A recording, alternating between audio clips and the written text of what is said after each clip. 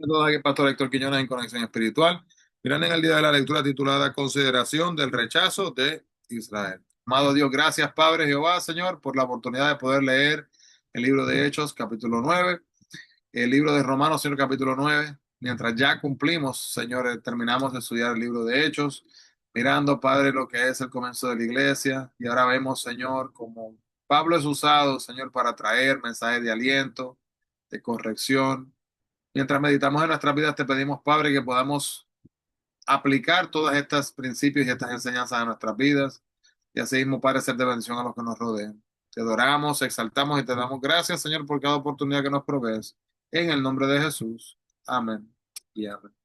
Así que, hermanos, vemos entonces acá que Romanos capítulo 9, si la gracia de Dios es provista gratuitamente, tanto para los judíos como para los gentiles, entonces surgen varias preguntas.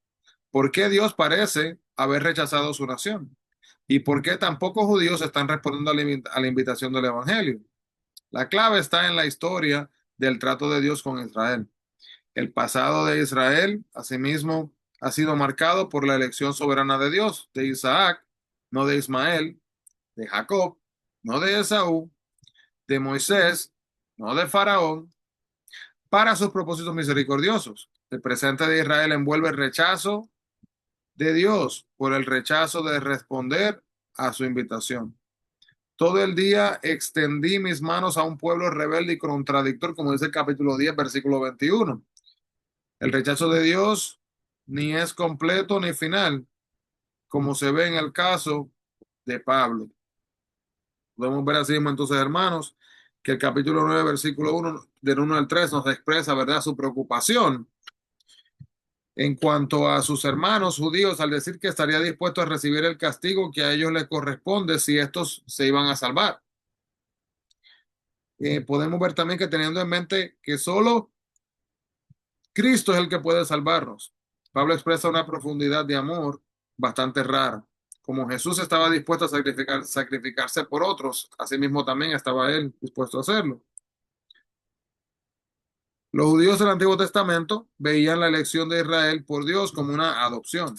No merecían ni tenían derechos como hijos naturales. Aún así, Dios los adoptó y les otorgó la condición de hijos suyos.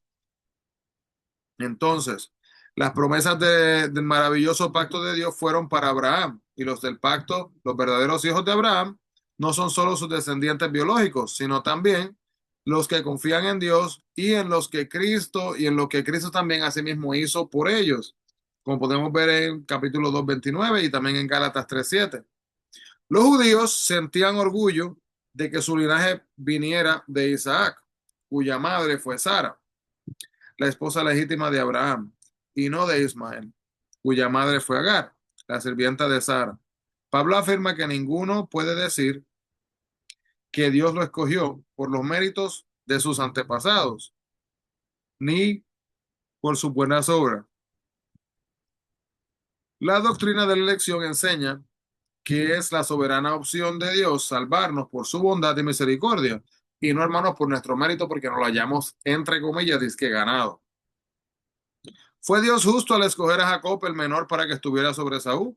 En Malaquías 1, 2 y 3, la declaración, cuando dice, llamé a Jacob y a Esaú, aborrecí, se refiere a las naciones de Israel y de Edom, más que a los hermanos como individuos. Dios eligió a Jacob para continuar el linaje de los fieles, porque conocía el corazón de Jacob, pero él no excluyó, hermanos, a Esaú en cuanto a conocerlo y amarlo.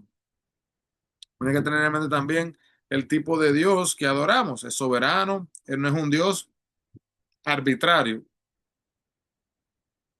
Pablo cita Éxodo 9, capítulo 9, versículo 16, donde Dios dijo de antemano cómo usaría Faraón para declarar el poder del Señor. Y usa este argumento para demostrar que salvar era la tarea de Dios y no del hombre. Dios castigó el pecado,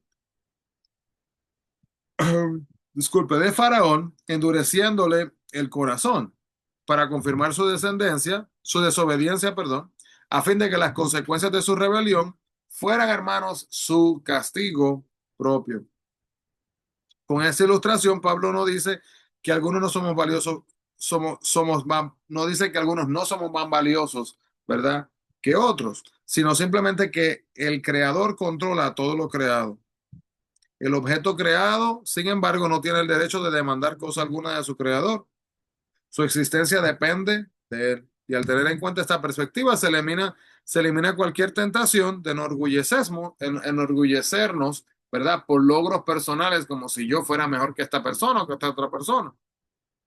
700 años antes del nacimiento de Jesús, Oseas habló de la intención de Dios para restaurar a su pueblo. Pablo aplicó el mensaje de Oseas al propósito de Dios de que los gentiles fueran parte de su familia. Y después que los judíos rechazaron su plan, esto se pudo ver. Isaías profetizó, hermanos, que solo un número reducido, un remanente del pueblo original de Dios, los judíos, serían salvos. Pablo vio ocurrir esto en cada ciudad en la que predicaba. A pesar de que iba primero a los judíos, muy pocos de los judíos, hermanos, aceptaban el mensaje. Y los versículos 27 y 28 se basan en Isaías 10, 22 y 23 y el capítulo 9, 29. También en Isaías 1, 9 podemos ver un poquito más de esta información. Algunas veces somos como estas personas que intentaban guardar la ley para estar bien con Dios. Quizás pensemos que basta con asistir a la iglesia, ocuparnos en actividades, diezmar y también ser buenas personas. Esto quizás es lo que se espera, ¿no? Pero las palabras de Pablo nos sacuden. Pablo explica que el plan de Dios no es para los que tratan de ganar su favor siendo buenos. Es para los que creen que nunca serán suficientemente buenos y por lo tanto tienen que depender de Dios. Solo si ponemos nuestra fe en lo que Cristo ha hecho, seremos salvos. Y si lo hacemos, nunca seremos avergonzados ni defraudados.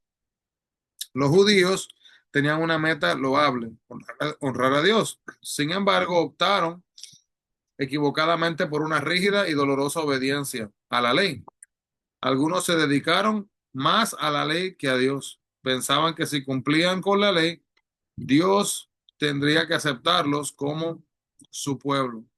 Pero uno no puede obligar a Dios, hermano. Los judíos no vieron que sus escrituras, el Antiguo Testamento enseñaba que la salvación viene por la fe y no mediante esfuerzos humanos, como dice Génesis capítulo 15, versículo 6. Cuando se habla en el capítulo 9, 32 también de la piedra de tropiezo, era Jesús. Los judíos no creían en él porque no llenaba sus expectativas en cuanto al Mesías. Algunas personas aún consideran a Jesús un tropiezo porque la salvación por la fe no tiene sentido para ellas. Por lo tanto, hermanos, tratan de trazarse un camino a Dios o esperan que Cristo pase por alto sus defectos. Otros tropiezan con Jesús porque los valores de Cristo, hermanos, son opuestos a los del mundo. Él espera humildad y muchos no están dispuestos a humillarse delante de él. Cristo demanda obediencia y muchos rechazan someterse a sí mismos a la autoridad divina de Dios. Amado Dios, gracias por tu palabra. Gracias, Padre, por los principios compartidos en este momento. Pedimos, Jehová, Señor, que a través de tu entendimiento y tu sabiduría, Padre, podamos ver el plan y propósito y llamado que tienes sobre nuestras vidas. Padre, que no nos quedemos estancados, Señor, en las dificultades, en los momentos, Padre, de confusión, ni tampoco, Padre, en los obstáculos. Que podamos mirarte siempre a ti, Señor, como la luz al final del túnel, Padre, como el que nos trae siempre la esperanza y que no tenemos que ser subyugados, Señor, por las atracciones, las dificultades y los pecados de este mundo.